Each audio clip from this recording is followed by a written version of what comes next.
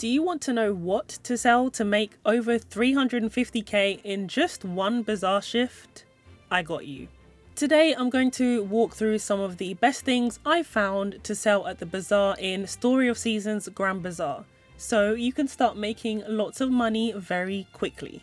I'm Toxi Moxie and I make weekly cozy game videos, so don't forget to subscribe to see more Story of Seasons videos, as well as helpful guides, tips and news for all of your favourite cozy games. These are the exact items I used to get my money up, and once you get into the rhythm of them, you'll be surprised at how fast the money starts adding up. To really make the most of this, you'll ideally want to have 3 windmills unlocked. If you don't worry, the red and blue windmills can still carry you pretty far. You unlock these by completing Isaac's tasks as you play through the game, so just keep chipping away at these as you go. You'll also want to have at least a silver or gold hatchet ready so you can mine for ores, since accessories are going to be your best friend.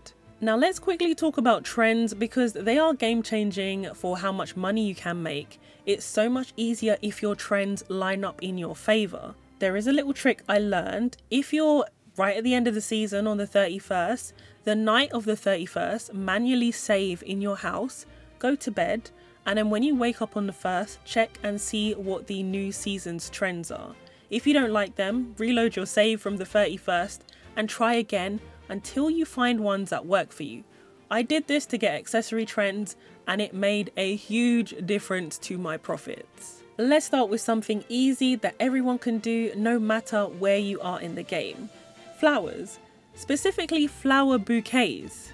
Each season has its own bouquet recipe and you'll need to buy flower seeds to make them.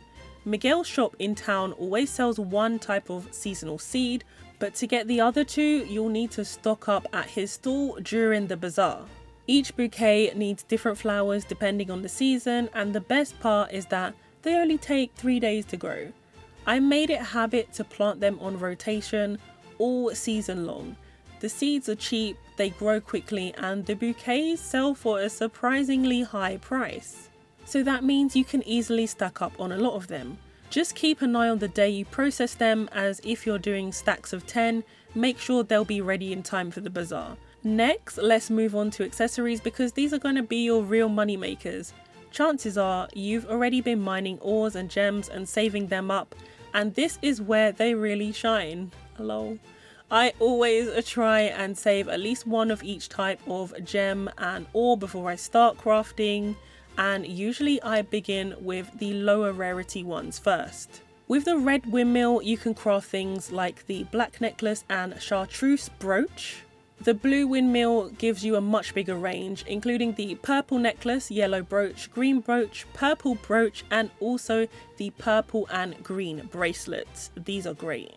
If you are lucky enough to have the yellow windmill unlocked, I'd recommend making the brooch over the red necklace, since it only uses 2 silver instead of 3.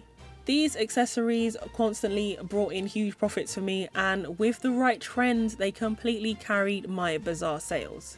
Processed goods are another solid option if you have the time.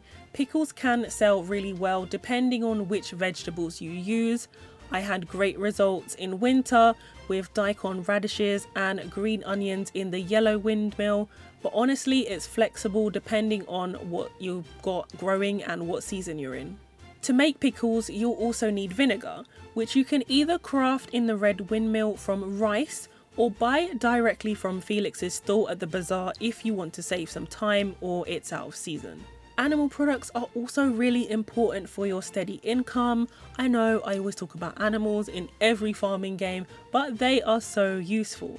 The blue windmill lets you turn milk and eggs into things like herb cheese, butter and mayo, while the yellow windmill gives you the upgraded versions if you're working with gold quality animal products. Wool can also be spun into yarn in the red and yellow windmills, although if you're interested in fashion in the game, you might want to keep some of these aside instead of selling them.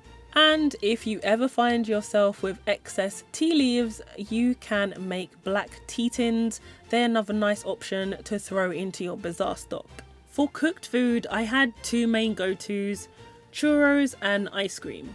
Again, I wasn't really focusing on this too much, I was locked in on the accessories and flowers. The churros recipe unlocks after seeing 60 cutscenes, although weirdly, I feel like I haven't seen that many. These recipes are reliable and do sell well. One of my favourite tips that I picked up from some of you, thank you, is to load up your Bazaar stall the day or a few days before the event. That way you're already prepared, your inventory is freed up, and you can focus on stocking up rather than scrambling on the Bazaar day itself. Do not forget about your Bazaar decorations. If you're short on money, the Sprite decorations are a great budget-friendly option, and you can add in whatever large or small pieces you need. Just check the descriptions. Otherwise, you can check Rebecca's stall for more variety. Some decorations will give boost to bulk sales or even raise the prices of your goods. And when you pair those effects with calling the cheer squad, your profits will skyrocket. So that is how I managed to make 350k in a single Bazaar shift.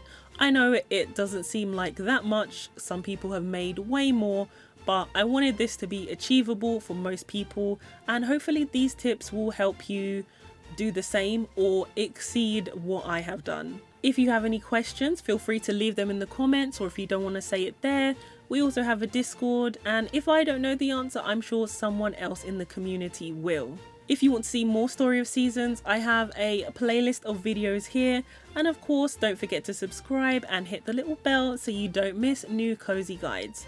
Thank you so much for watching, I hope this helps you out. Take care, bye!